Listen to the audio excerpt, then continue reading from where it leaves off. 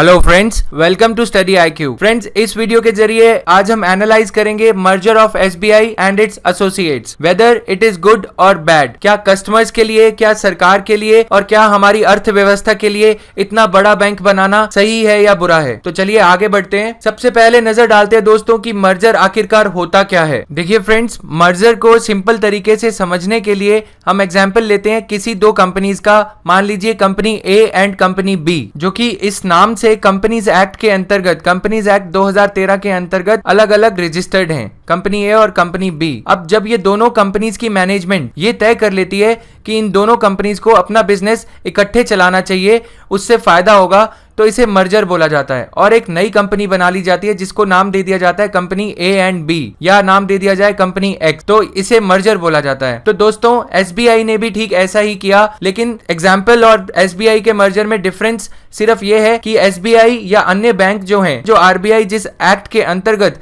Banks को licence देता है, जिस एक्ट का नाम है बैंकिंग कंपनीज रेगुलेशन एक्ट 1949, तो उस एक्ट के प्रावधानों के अंतर्गत इस मर्जर की अवस्था को अंजाम दिया जाता है। तो यहाँ पे SBI ने अपने एसोसिएट बैंक्स को अपने अंतर्गत मिश्रित कर लिया है और अब एक ही नाम उनका दे दिया गया है, स्टेट बैंक ऑफ इंडिया। अब मर्जर और एक्विजिशन में यदि हम डिफरेंस समझने की कोशिश करें तो उसमें डिफरेंस ये होता है कि एक्विजिशन में एक कंपनी किसी कंपनी के शेयर्स उस कंपनी की मर्जी के बिना या जस्ट बिकॉज कंपनी A के पास में ज्यादा पैसा है, शेयर मार्केट के जरिए 51% से ज्यादा शेयर एक कंपनी के खरीद लेती है, तो इसे एक्विजिशन बोला जाता है कि एक कंपनी A ने कंपनी B को एक्वायर कर लिया। लेकिन मर्जर में दोनों कंपनीज की मैनेजमेंट तय करती है कि उन्हें बिजनेस इकट्ठे चलाना चाहिए। तो क्या SBI की या SBI के जो एसोसिएट्स हैं, क्या उनकी मैनेजमेंट ने ये इस केस में तय किया कि उन्हें बिजनेस इकट्ठे चलाना चाहिए? दोनों की मैनेजमेंट यदि हम देखें तो सरकार के हाथ में है। तो सरकार ने ये तय किया कि इन्हें SBI और SBI के जो 5 एसोसिएट्स हैं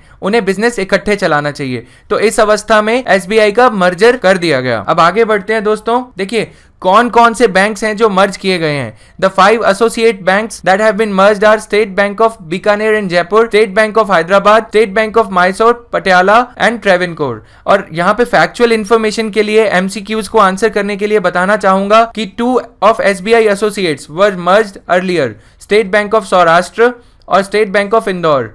तो 2008 में सौराष्ट्र को और 2010 में स्टेट बैंक ऑफ इंदौर को SBI के साथ में, स्टेट बैंक ऑफ इंडिया के साथ में मर्ज कर दिया गया था। अब ये देखते हैं कि इंडियन बैंकिंग सिनेरियो में इस मर्जर के बाद SBI की क्या पोजीशन रहेगी एसेट और market share wise. The latest merger will create a financial behemoth with assets worth ₹37 lakh crore, यानी कि $550 बिलियन के एसेट्स SBI की डिस्पोजल पे रहेंगे, including the fixed assets of associate banks, यानी कि जो 5 बैंक मर्ज हुए हैं उनके एसेट मिलाने के बाद ये 37 लाख करोड़ रुपए SBI की वैल्यू बन जाए। और इतना बड़ा नेटवर्क हो जाएगा कि लगभग 23,000 ब्रांचेस हो जाएंगी SBI और इसके सातों के सातों एसोसिएट्स को मिला के 23,000 ब्रांचेस का स्ट्रॉन्ग नेटवर्क SBI के पास रहेगा। That would be more than 5 times the ₹7.2 trillion balance sheet size of India second largest lender, यानी कि जो प्राइवेट सेक्टर बैंक है ICICI, SBI उससे 5 गुना बड़ा बैंक बन जाएगा, यानी कि एक सबसे बड़े बैंक में और दूसरे नंबर वाले बैंक में 5 गुना का फासला रहेगा। तो ये एक अच्छी चीज भी है और ये एक बुरी चीज भी है। आगे विश्लेषण करेंगे कि कैसे। देखिए दोस्तों, तीसरा फैक्टर ये है कि the combined entity however would still be quite small by global standards. SBI अपने देश में तो बड़ा बन जाएगा, लेकिन ग्लोबल स्टैंडर्ड के हिसाब से SBI फिर भी 45वें स्थान पर रहेगा। और अभी जो SBI का स्थान था मर्जर से पहले 2015 की रैंकिंग के अकॉर्डिंग 52nd रैंक था। तो SBI को जो बढ़त मिली, 7 रैंकिंग्स की बढ़त मिली इस पूरे मर्जर के चलते। तो आइए देखते हैं दोस्तों ग्लोबल रैंकिंग लिस्ट में SBI कहां स्टैंड करेगा। देखिए ये ग्लोबल लिस्ट जो बैंकों की तैयार की जाती है उसके अकॉर्डिंग SBI और एसोसिएट्स का स्थान अभी भी 45th ही रहेगा, यानी कि $550 बिलियन की कैपिटल होने के बाद, नेटवर्थ होने के बावजूद भी ये सिर्फ 45th रैंकिंग पे ही आ पाएगा। हालांकि ये इंडिया में सबसे बड़ा बैंक हो जाएगा। और अगर हम चाइना के बैंक की पोजीशन देखें इसके रिकॉर्ड, तो चाइना का एवरब्राइट बैंक कंपनी लिमिटेड इंडिया से 2 रैंक पीछे रहेगा, यानी कि 47th रैंक पे होगा। तो ये ज्यादा कुछ गैप नहीं है। इंपॉर्टेंट चीज यहाँ पे ये है देखने के लिए दोस्तों कि डिपॉजिट्स का जो इसका स्तर है वो इतना हो जाएगा। और सबसे बड़ी बात जो है, number of branches around 23,000, number of employees around 2.5 lakh, और एनपीएस की अगर बात करें, सबसे इंपॉर्टेंट, टोटल एनपीएस मर्जर के बाद एसबीआई और उस एसोसिएट्स के 5.4% ऑफ टोटल लोन्स, ये इसके एनपीएस का स्तर रहेगा। तो अभी भी अगर देखा जाए कि स्तर हमारे कंट्रोल में ही रहेगा, ऐसा नहीं है कि इसका स्तर बहुत ज़्यादा बढ़ जाएगा। तो आगे चलते हैं। देखिए, सबसे बड़ा रीज़न जो मेन स्ट्रीम मीडिया में कहा जा रहा है कि इसका एक ये रीज़न हो सकता है कि एडिशनल कैपिटल रिक्वायरमेंट जो सरकार को देनी है, बेसल 3 नॉर्म्स जो कि इंडियन बैंकों को लागू करने हैं, इन बेसल 3 नॉर्म्स के अकॉर्डिंग भारतीय सरकार को इन बैंकों में और निवेश करना पड़ता। लेकिन अब क्या हुआ है कि इस मर्जर के चलते, यदि मान लीजिए state Bank of Bikaner and Jaipur में यदि ज़्यादा पैसे थे, मतलब उनका जो कैपिटल था, जो पूंजी थी, वो बेसल 3 से पर्याप्त ही नहीं थी, बल्कि उससे ज़्यादा थी, मान लीजिए कि 500 करोड़ रुपए ज़्यादा थी यदि, तो और अगर स्टेट बैंक ऑफ पटियाला में यदि ये पूंजी कम थी बेसल 3 नॉर्म्स के अकॉर्डिंग, तो अब सरकार को 500 करोड़ रुपए कम देने पड़ेंगे निवेश के लिए। तो अंजाम क्या है? देखिए, सरकार ने बजट 2017-18 में, जो अभी बजट 1 फरवरी को इंट्रोड्यूस किया गया, उसमें 10,000 करोड़ रुपए मिशन इंद्रधनुष के अंतर्गत दिए गए हैं बैंकों की कैपिटल रिकैपिटलाइजेशन के चलते। लेकिन वो काफ़ी सारी एजेंसीज ने, मूडीज ने, फिश ने और जो ग्लोबल रेटिंग एजेंसीज हैं, उनका कहना है कि ये पर्याप्त नहीं है।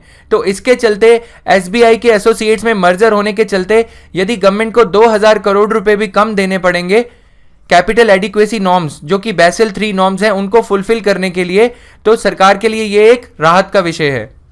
अब दोस्तों आगे बढ़ते हैं ये देखने के लिए कि इसके फायदे हैं क्या। देखिए, और दूसरा बड़ा फायदा इकोनॉमिक गलियारों में ये कहा जा रहा है कि ये सिनर्जीज इंट्रोड्यूस करेगा। सिनर्जीज क्या होंगी? मान लो कि रिक्रूटमेंट के लिए एसबीआई अभी अपना अलग एग्जाम कंडक्ट करता है और जो एसबीआई के एसोसिएट्स हैं वो अपना अलग एग्जाम आईबीबीएस के थ्रू रिक्रूटमेंट करते हैं। तो अगर हम अपने मतलब की बात करें तो अब एक सिंगल एग्जाम हो जाएगा। सिंगल एग्जाम के चलते कॉस्ट जो है वो कम आएगी रिक्रूटमेंट की। और क्या होगा कि ब्रांचेस, देखिए अभी अगर हम किसी बड़े मार्केट में जाएं, किसी बड़ी सिटी में जाएं, तो एक शोरूम छोड़ के दूसरा शोरूम या तीसरा शोरूम छोड़ के चौथा शोरूम हमें स्टेट बैंक या उसके एसोसिएट्स का मिलता है। पहला मान लीजिए स्टेट बैंक ऑफ इंडिया का, दूसरा तीसरा शोरूम कोई कपड़े की दुकान या कुछ और मान लीजिए, चौथा शोरूम या एटीएम जो हम देखते हैं वो state Bank of Bikaner and Jaipur का, या फिर स्टेट बैंक ऑफ पटियाला का, या फिर स्टेट बैंक ऑफ इंदौर का पाया जाता है। तो उससे क्या होता है दोस्तों, इंडिया में जो रेंटल कॉस्ट है वो बहुत ज़्यादा है।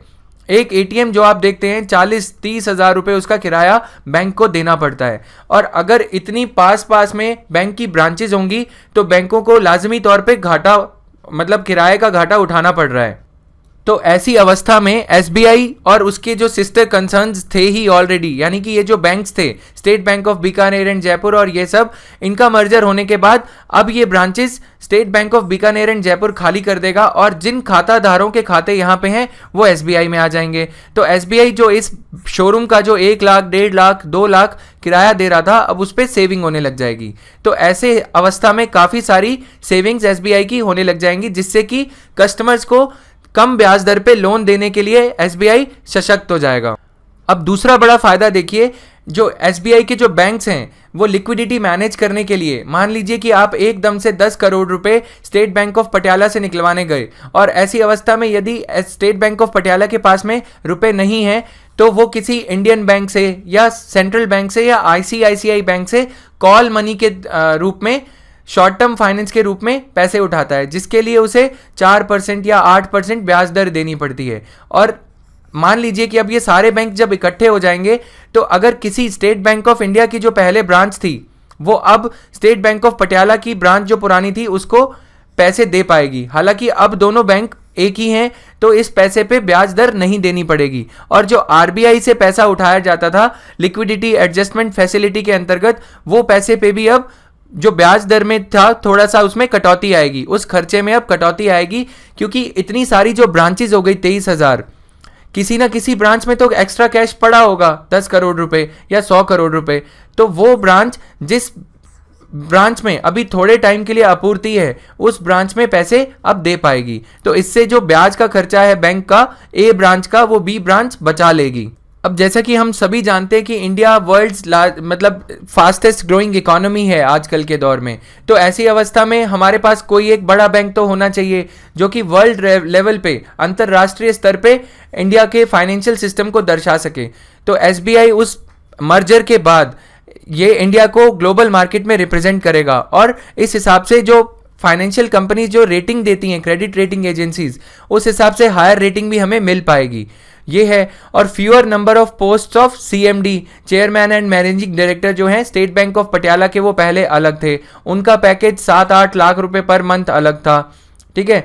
ऐसे ही जनरल मैनेजर, फिर जोनल मैनेजर, इन सब के पैकेजेस, पे पैकेजेस लाखों करोड़ों में जाते हैं दोस्तों। तो अब जब ये सारे बैंक मर्ज हो गए हैं, उसके बाद में ये सैलरी बिल में जो इतना ज़्यादा रोजगार का बिल देना पड़ता है, उसमें भी कटौती देखने को मिलेगी। इसका पूरा फायदा जो है उपभोक्ता को मिलेगा, क्योंकि अगर इन्हें सैलरीज देनी पड़ती हैं तो ये ऑपरेटिंग कॉस्ट है। ऑपरेटिंग कॉस्ट जब बैंक की कम आ जाएगी तो बैंक ज़्यादा ब्याज दर पे लोन नहीं देगा और कम ब्याज दर पे देने के लिए कैपेबल हो जाएगा। तो ऐसे ये एक अलग बेनिफिट है कस्टमर्स के लिए। और सबसे बड़ा बेनिफिट और देखिए, टेक्नोलॉजिकल एडवांटेजेस। अगर हम देखें, हम किसी इंटरनेट बैंकिंग वेबसाइट पे जब लॉगिन करते हैं तो एसबीआई में लिखा आता है VeriSign, secured by VeriSign, और आईसीआईसीआई, एसबीआई सब में ये लिखा आता है सिक्योर्ड बाय 128 बिट एनक्रिप्शन, ताकि कोई उस वेबसाइट को इतनी आसानी से हैक नहीं कर पाए, ठीक है। तो अब इनमें जब अपडेशन होता है तो पांचों बैंक अलग अलग करते थे खर्चा, और एसबीआई अलग करता था। अब क्या होगा, एक ही वेबसाइट के लिए कोई भी कंपनी, जो भी टेक्नोलॉजिकल कंपनीज, इन्फोसिस या ये हायर करी जाती हैं बैंकों द्वारा, उनको अलग अलग खर्चा नहीं देना पड़ेगा, और एक ही बार के खर्चे में एक ही वेबसाइट पे पूरी की पूरी ये एनक्रिप्शन जो है, जो सिक्योरिटी है, वो लागू की जा सकेगी कम खर्चे पे। और आगे समझिए कि ये बार बार ये इन्हें अपडेट करना पड़ता है। ये 40 बिट से शुरू हुए थे, फिर 128 बिट किया गया, फिर आगे जाने 256 बिट एनक्रिप्शन किया जाएगा। तो इन सॉफ्टवेयर्स में जो बार बार अपग्रेडेशन होता है, उसका खर्चा 5 बैंक बार बार उठाते थे, अलग अलग बैंक। अब वो खर्चा एक ही बैंक उठाएगा। तो इस हिसाब से जो नेगोशिएशन पावर है सॉफ्टवेयर कंपनीज के साथ में एसबीआई की, वो नेगोशिएशन ज़्यादा बढ़ जाएगी, ताकि क्योंकि एसबीआई ये कहेगा मेरी 23,000 ब्रांचेस में आपको ये करना है, तो आप यदि पहले 10,000 या यूं कह लो कि 10 लाख पर प्रति ब्रांच के लिए ये करते थे, अब आप उसे 8 लाख प्रति ब्रांच के खर्चे पे करोगे। तो ये एडवांटेज आएगा। और एडवांटेज देखिए दोस्तों, हम इतना बड़ा फाइनेंशियल मार्केट होने के बावजूद वीज़ा या मास्टर कार्ड, जो कि इंटरनेशनल पेमेंट गेटवेज हैं, जिनके सर्वर्स यूएसए में स्थित हैं, हम उनके साथ में अपनी credit card details, debit card details सब शेयर करते हैं। तो अभी जो रुपे कार्ड गवर्नमेंट ने लॉन्च किया था, एसबीआई जिसे प्रमोट कर रहा है, अभी उसमें जो है कि सारी की सारी 23,000 ब्रांचेस के थ्रू उसी कार्ड को डिस्ट्रीब्यूट किया जाएगा और उसी पेमेंट गेटवे को यूज़ किया जाएगा। तो जो पर ट्रांजैक्शन कॉस्ट आती है, मान लीजिए आप एटीएम से जो कॉस्ट करते हैं, उसकी लागत बैंक के लिए 12 से 18 रुपये आती है। तो जब 23,000 ब्रांचेस पे सेम एटीएम इशू होने लग जाएगा, तो उससे क्या होगा कि ये लागत जो है कम आएगी। तो जो कस्टमर को जो बेनिफिट देने की बात है, पर एटीएम जो ट्रांजैक्शन है उसकी लागत भी कम आने लग जाएगी। तो इसे इकोनॉमीज ऑफ स्केल बोला जाता है इकोनॉमिक्स की टेक्निकल लैंग्वेज में। अब 6वें पॉइंट पे यदि हम डिस्कशन करें, तो आप लोगों ने समय समय पर बैंक में विजिट किया होगा लोन लेने के लिए या फिक्स डिपॉजिट करवाने के लिए। तो अभी के आलम में क्या होता था मर्जर से पहले, कि हम दर बदर भटकते थे कि स्टेट बैंक ऑफ इंडिया में पूछें कि कितना रेट ऑफ इंटरेस्ट है, फिर state Bank of Bikaner and Jaipur में पूछेंगे। तो जहां हमें लोन लेने के टाइम कम ब्याज दर मिलती थी, हम वहां पे जाते थे। तो हमें 7 ब्रांचेस में अलग अलग भटकना पड़ता था, यानी कि पिलर टू पोस्ट हमें धक्के खाने पड़ते थे। तो अब मर्जर होने के बाद एक ही छत के नीचे, जबकि 5 या 7 बैंक, 2 बैंक पहले जो मर्ज हो गए थे और जो 5 अभी मर्ज हुए हैं, तो 7 बैंक का एक तरह से मिश्रण हो गया। तो हम यहीं पे ही पता लगा सकते हैं कि अलग अलग बैंकों में हमें जाने की अब ज़रूरत नहीं पड़ेगी, ठीक है। इस हिसाब से लेस कन्फ्यूजन भी रहेगा और हम जल्दी अपना डिसीजन ले पाएंगे कि हमें किस बैंक से लोन लेना है या किस बैंक के ज़रिए हमें निवेश करना है, फिक्स डिपॉजिट में या फिर किसान विकास पत्र या कोई और चीज़ में। आगे चलते हैं। द मोस्ट इंपॉर्टेंट बेनिफिट देखिए, यहाँ पे आपका थोड़ा सा अटेंशन चाहूँगा दोस्तों, कि ये मेन स्ट्रीम मीडिया में इसे पूरी तरह नेग्लेक्ट किया गया है। देखिए क्या हो रहा है कि आज के युग में इंडिया जबकि इतनी तीव्र गति से ग्रो कर रहा है, तो जो ग्लोबल कंपनीज हैं, मान लीजिए कि जैसे वोडाफोन और आइडिया के बीच में अभी मर्जर की बात हुई, ठीक है, तो वो कंपनीज इंडिया में ही पैसा कमा रही हैं और इंडिया में ही निवेश कर रही हैं, ठीक है। लेकिन उनकी डील्स को फाइनलाइज करने के लिए जब ये कर्जा उठाती हैं, ये कोई भी डील का जो पैसा देती हैं ये लोन देके देती हैं। अब ये जब लोन लेती हैं ये कंपनीज, तो यूके के बैंक से या फिर अमेरिका के जो फॉरेन बैंक्स इंडिया में स्थित हैं, जैसे कि रॉयल बैंक ऑफ स्कॉटलैंड अगर हम कहें, या अमेरिका का सिटी बैंक अगर हम कहें, HSBC बैंक यदि हम कहें, ये बड़े बड़े फॉरेन बैंक्स जो हैं ये 40,000 करोड़ 50,000 करोड़ के लोन इन कंपनीज को, अंतरराष्ट्रीय कंपनीज को देती हैं। क्योंकि हमारे इंडिया में अब तक कोई बड़ा बैंक है ही नहीं।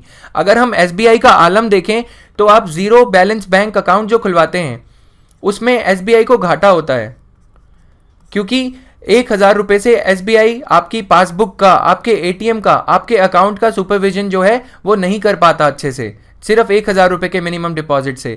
तो हमारे प्रधानमंत्री जी ने जो जन धन योजना के चलते ये खाते जो खुलवाए, उसके चलते SBI की जो प्रॉफिटेबिलिटी है उस पर भी असर पड़ा, जो कि वो अच्छा कदम था और एक पब्लिक सेक्टर बैंक होने के नाते उसे उठाना भी चाहिए ये कदम। हम ये कह रहे हैं कि साथ ही साथ उसे प्रॉफिट जो होता है, जो बड़ी कंपनीज हैं, जो 40,000 करोड़ की वोडाफोन की डील हुई स्पेक्ट्रम खरीदते टाइम, या फिर आइडिया ने जो स्पेक्ट्रम खरीदा, या फिर यूं कहें जो टाटा ने यूके में, ब्रिटेन में कुछ साल पहले कॉरस स्टील कंपनी एक्वायर करी थी, या कुछ ही और साल बाद जैगवार एक्वायर करी थी।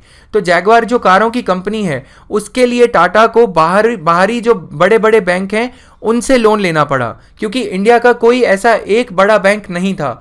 अब ऐसी डील में लाजमी है यदि SBI इन्हें लोन देता है तो इतना बड़ा लोन देने पे SBI को जो फायदा होगा उससे SBI अपना जो ये खर्चा होता है जन धन योजना अकाउंट या छोटे अकाउंट खोलने पे, जीरो बैलेंस अकाउंट खोलने पे, उनकी पूर्ति कर पाएगा।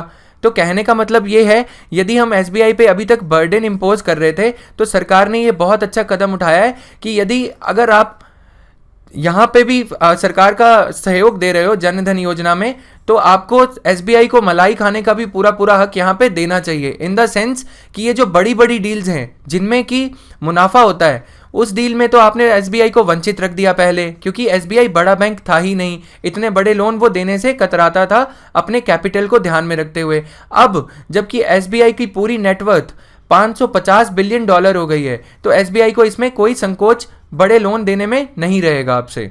तो ये चीज़ को ध्यान में रखिएगा दोस्तों, ये सबसे बड़ा फायदा है। ये मीडिया में कहीं इतना इसे उछाला नहीं गया, मीडिया में सिर्फ सरकार के इस डिसीजन की आलोचना करी गई है।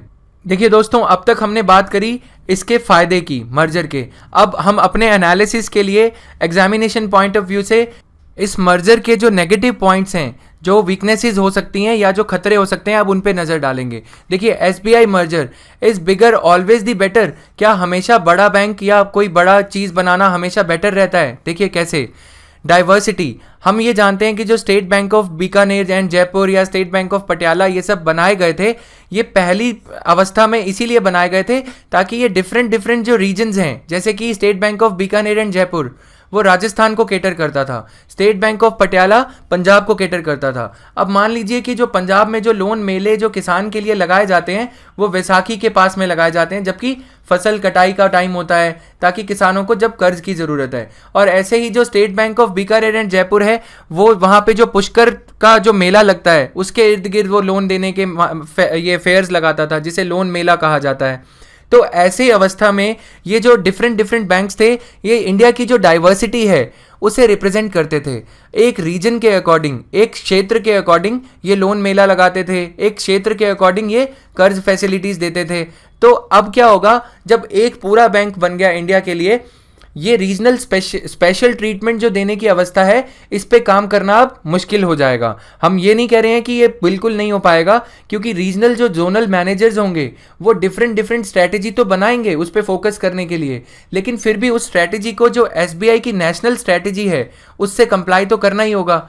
ये एक बड़ा इसमें रीजन था कि क्यों ये SBI जो डाइवर्सिटी को जो कैटर कर रही थी, SBI के एसोसिएट्स, इस वजह से इन्हें मर्ज नहीं करना चाहिए।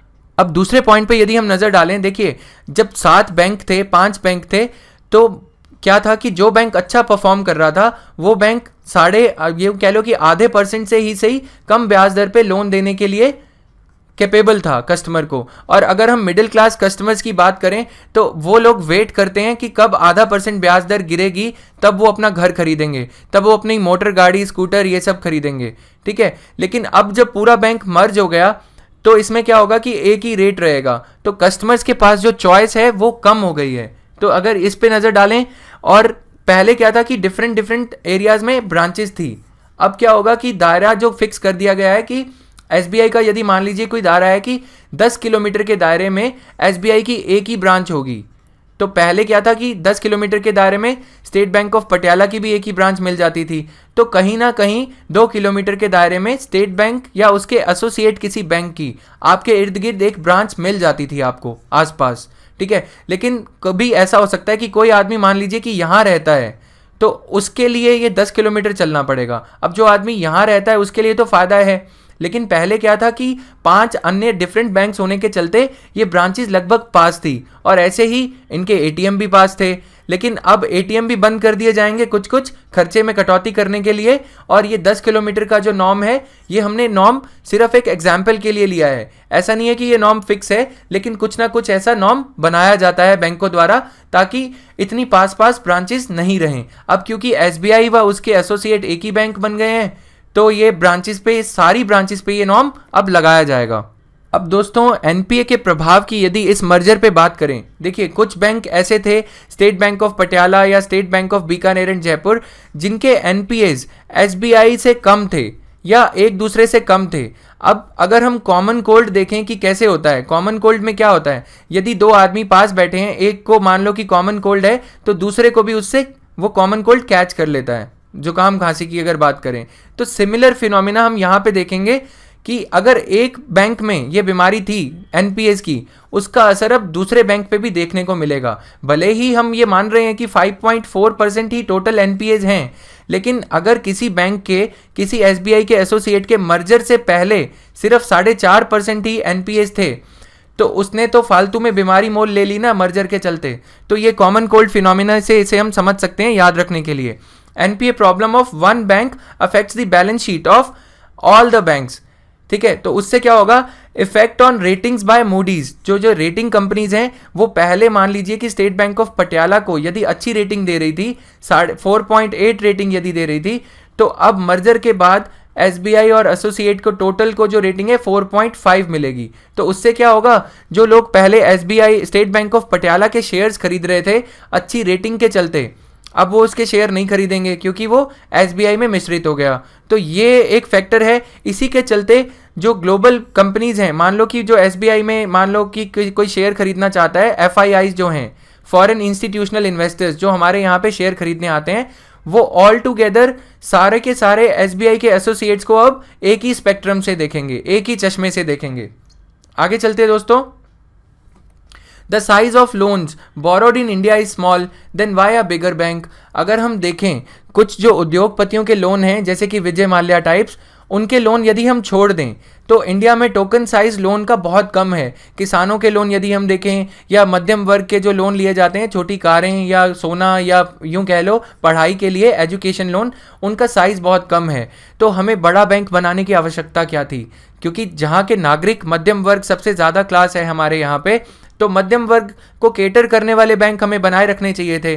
तो हमने उन्हें मर्ज क्यों किया, ये कटाक्ष के लिए ये पॉइंट आप लिख सकते।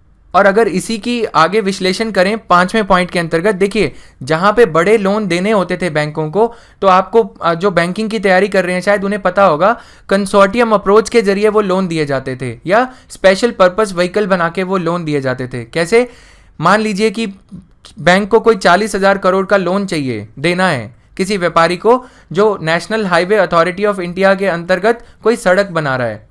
तो ये सड़क बनाना है, प्रोजेक्ट गवर्नमेंट ऑफ इंडिया के द्वारा अप्रूव्ड है, लेकिन क्या एक बैंक एसबीआई जो पहले था वो पूरा रिस्क नहीं लेता था 40,000 करोड़ का, क्योंकि कोई आदमी यदि विजय माल्या की तरह पैसे मुकर गया तो पूरा का पूरा 40,000 करोड़ का घाटा जो है वो एसबीआई को झेलना पड़ेगा।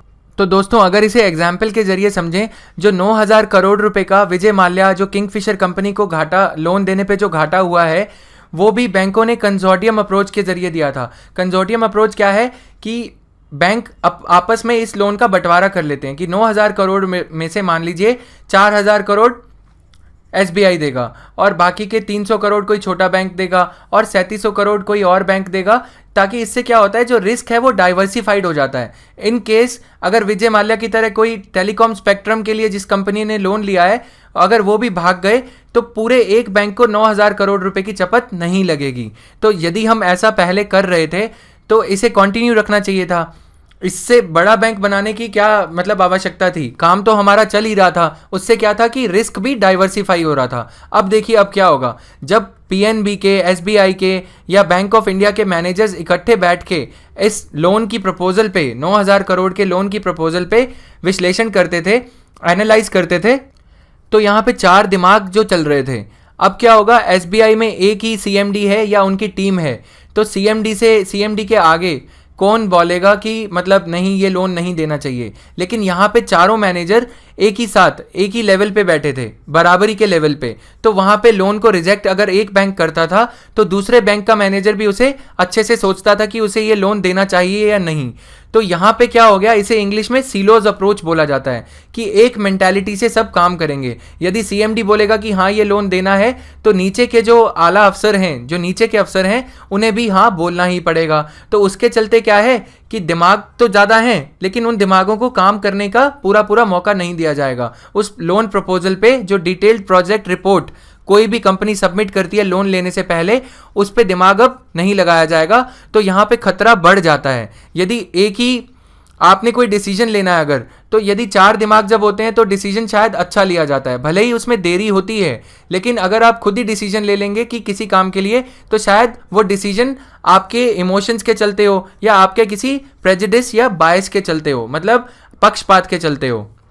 तो अब आगे देखते हैं, finally what if one big deal by the top level goes wrong. तो हमने ये देख लिया कि अगर कोई टॉप लेवल सीएमडी है, जैसे कि अभी एसबीआई की जो चीफ हैं अरुंधति भट्टाचार्य हैं, यदि उन्होंने एक डिसीजन ले लिया कि ये 40,000 या 9,000 करोड़ रुपए का लोन उन्हें देना है, तो उसके चलते पूरी जो बैंकिंग की व्यवस्था है, जो 5 बैंक जो मिश्रित कर दिए गए हैं, मर्ज कर दिए गए हैं, उनकी अवस्था पे भी, उनकी फाइनेंशियल पोजीशन पे भी पूरा असर पड़ेगा। तो एक बड़ा निर्णय गलत पूरे वृक्ष को हिला जाएगा। तो यहाँ पे ये कहने का मतलब है एक बड़ी डाली पूरे के पूरे वृक्ष की डालियों को जड़ तक हिला सकती है। तो यहाँ पे ये कहना है, SBI and all its associates will be expose to one wrong decision of a few members. अब हम ये कह रहे हैं कि चलो अरुंधति भट्टाचार्य नहीं, कोई बोर्ड डिसीजन लेगा ऐसे बड़े लोन्स पे, ठीक है। तो यहाँ पे 5 ही सदस्य हुए, लेकिन लोन कितने होंगे, 2 लाख करोड़, 3 लाख करोड़। यदि अब स्पेक्ट्रम आवंटन जो होने जा रहा है 5G टेलीकॉम स्पेक्ट्रम के लिए, तो उसके लिए जो लोन दिए जाएंगे, तो पूरी टेलीकॉम सेक्टर को इतने ज़्यादा लोन दिए जाएंगे। तो उस हिसाब से यदि हम देखें तो 2 लाख करोड़ का एक डिसीजन, मतलब 40,000 करोड़ के 5 डिसीजन जो वोडाफोन के लिए, आइडिया के लिए या जियो के लिए लिए जाएंगे, वो एक ही बोर्ड लेगा। तो एक बोर्ड अगर गलत दिशा में जा रहा है तो पूरी बैंकिंग व्यवस्था, जबकि इतना बड़ा बैंक हमने बना दिया, पूरे इंडियन फाइनेंशियल सिस्टम पे भी उसका असर देखने को मिल सकता है। अब देखिए यहां पे हम बात करते हैं कि हमारा इंडियन फाइनेंशियल सिस्टम बना कैसे हुआ है। हम यहां से स्टेट कोऑपरेटिव बैंक से बात करें, यदि आपने टॉप लेवल बिग बैंक बनाया वो ठीक है, लेकिन हमारे जो छोटे लोनों की, जो छोटे कर्ज की जो रिक्वायरमेंट है उसका क्या। But what about the lowest level primary agriculture cooperative societies, उनमें तो अभी कोर बैंकिंग भी नहीं आया है अच्छे से। कोर बैंकिंग मतलब इंटरनेट बैंकिंग, और हम यहाँ पे 128 बिट सिक्योरिटी और वेरी साइन की बात कर रहे हैं।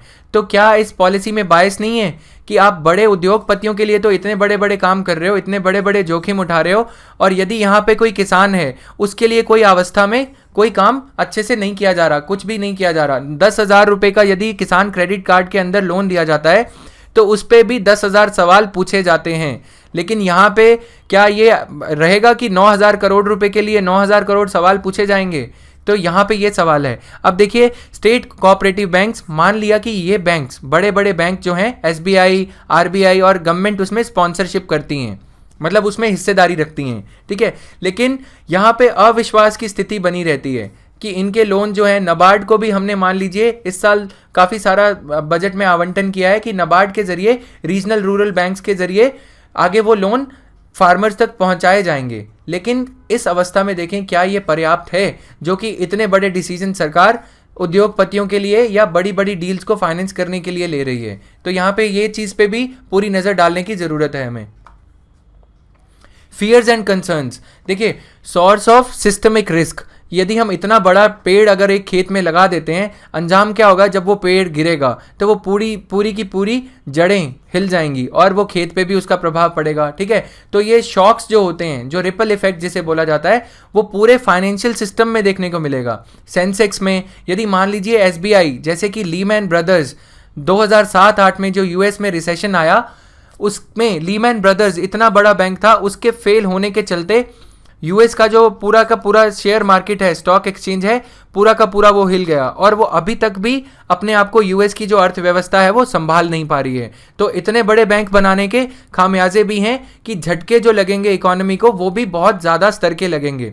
और हमने जो चाइना की बैंक की बात करी, जो चाइना का बैंक जो 47वें नंबर पे है दोस्तों, उसको भी Chinese government bail out package देती रहती है। जापान ने भी अपने बैंक को 2012 में बेल आउट पैकेज दिया, क्योंकि बैंक यदि फेल होता तो फिर पूरी इकोनॉमी का, पूरे आम जन का विश्वास उठ जाता एक देश की अर्थव्यवस्था से। ऐसा ही बेल आउट पैकेज यूएस की सरकार को टैक्स पेयर की मनी में से, टैक्स पेयर के रुपयों में से लीमैन ब्रदर्स जो कि एक प्राइवेट बैंक था, उसे बेल आउट करने के लिए यूएस की सरकार ने टैक्स पेयर्स का पैसा इसे दिया। और सेम चीज हमें देखने को मिली जो पिग्स कंट्रीज में से आयरलैंड है, उनके यहाँ पे भी एक बड़ा बैंक था, तो उसमें भी सेम फेलियर की स्थिति में सरकार को उसे बैंक को बेल आउट करना पड़ा। तो ऐसे एग्जाम्पल्स जब हम देखते हैं बड़े बड़े देशों में, चाइना में, जापान में, यूएसए में और आयरलैंड में, तो क्या हमें कोई पॉजिटिव पिक्चर तो दिख नहीं रही वहां से। तो ये बड़े बैंक बनाने का कारण क्या है आखिरकार उस इकोनॉमी में जहां पे कि ज्यादा लोन मध्यम वर्ग द्वारा लिए जाते हैं। Analysts fear the move will lead to higher operating cost in the near term, कि अभी हाल ही के 5-4-3 सालों में एसबीआई का जो बजट है, सैलरी बजट जिसकी हमने बात करी थी, एम्प्लॉय कॉस्ट, अब एकदम से तो जो एम्प्लॉयज हैं उन्हें हटा नहीं दिया जाएगा, तो आने वाले महीनों में 23 करोड़ रुपए प्रति महीना एसबीआई का जो सैलरी बिल है वो इतने स्तर से बढ़ जाएगा। The swap ratio will only be worked out before getting the final approval from stakeholders. अब यहाँ पे ये क्या कहना चाह रहे हैं, देखिए, state Bank of Bikaner and Jaipur या कोई और बैंक जो स्टॉक मार्केट में लिस्टेड थे, उनके अपने शेयर्स थे, तो उसके शेयर का प्राइस यदि 100 रुपए था और एसबीआई के शेयर का प्राइस यदि 400 रुपए था, तो यहाँ पे एक शेयर, एसबीआई के एक शेयर के लिए हमें 4 शेयर देने पड़ेंगे। मतलब state Bank of Bikaner and Jaipur के 4 शेयर के बदले नए एसबीआई जो मर्ज्ड एसबीआई है उसका 1 शेयर मिलेगा। तो ऐसे ही अन्य जो बैंक हैं, स्टेट बैंक ऑफ इंदौर है या जो और बैंक हैं, उन्हें भी अब शेयर आवंटित करने पड़ेंगे। तो इसकी रेशियो जो तय करी जाएगी वो क्या शेयर होल्डर्स के हक में कैसे निकाली जाएगी, इस पे भी अभी एक सवाल है। तो दोस्तों ये थे इसके प्रति fears and concerns. We hope कि हमने अच्छे से इसका विश्लेषण किया और ये आपके एग्जाम्स के लिए, एमसीक्यूज के लिए हेल्पफुल रहेगा। और अब कुछ क्वेश्चंस पे नजर डालते हैं जो आप प्लीज आंसर करिएगा। What is mission Indradhanush? When was imperial bank of India established? ये दूसरा क्वेश्चन है। जो एसबीआई का पहला नाम था वो इंपीरियल बैंक ऑफ इंडिया था। इन विच 5-year प्लान या plans were the banks nationalised? Fourth question है friends, what are the salient recommendations of Narasimham committee? तो यहाँ पे नरसिम्हम कमेटी 1 है और 2 है, तो दोनों बता दीजिएगा। Government holds how much stake in SBI after merger? तो ये भी एक इंपॉर्टेंट क्वेश्चन है। From which year Basel norms will be implemented? And finally how much FDI is allowed in the Indian banking system? So friends यही था इस analysis में। I hope you like this video, it is of help to you, and if you want more alerts on such videos, please like this Facebook page Study Maniac. That is my page. I keep on sharing important factual information on this page. Thank you guys.